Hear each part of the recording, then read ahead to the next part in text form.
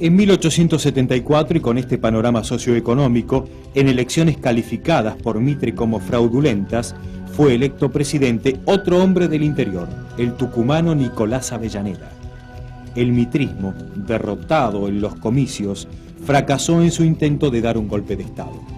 Concluida la revuelta, Avellaneda aplicó una política de conciliación, sancionando una ley de amnistía e incorporó a su gabinete a miembros de la oposición mitrista.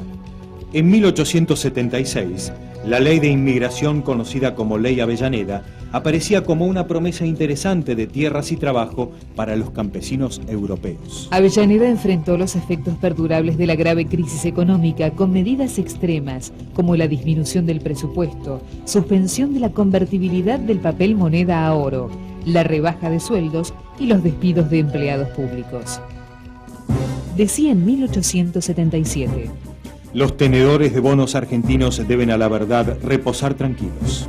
La República puede estar dividida hondamente en partidos internos, pero no tiene sino un honor y un crédito, como solo tiene un nombre y una bandera ante los pueblos extraños.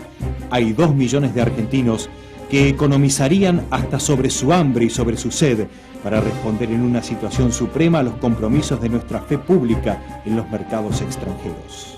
A partir de 1876 llegan al país los primeros barcos frigoríficos. Esto modificaba notablemente el panorama de las exportaciones argentinas e incrementaba el valor del ganado. El gobierno de Avellaneda, a través del ministro de Guerra, Adolfo Alsina, impulsó una campaña al desierto para extender la línea de frontera hacia el sur de la provincia de Buenos Aires. El plan de Alsina era levantar poblados y fortines, tender líneas telegráficas y cavar un gran foso conocido como la Zanja de Alsina, con el fin de evitar que los indios se llevaran consigo el ganado capturado. Antes de poder concretar del todo su proyecto, Alsina muere y fue reemplazado por el joven general Julio Argentino Roca, quien aplicará un plan de aniquilamiento de las comunidades indígenas a través de una guerra ofensiva y sistemática. El éxito obtenido en la llamada Conquista del Desierto, llevada a cabo entre 1878 y 1879, prestigió frente a la clase dirigente la figura de Roca y significó la apropiación por el Estado Nacional de millones de hectáreas que serán distribuidas entre una minoría de familias vinculadas al poder. La campaña fue un verdadero genocidio en el que fueron eliminados o sometidos a relaciones de trabajo serviles unas 20.000 personas. Significó además una gran pérdida para la identidad cultural nacional.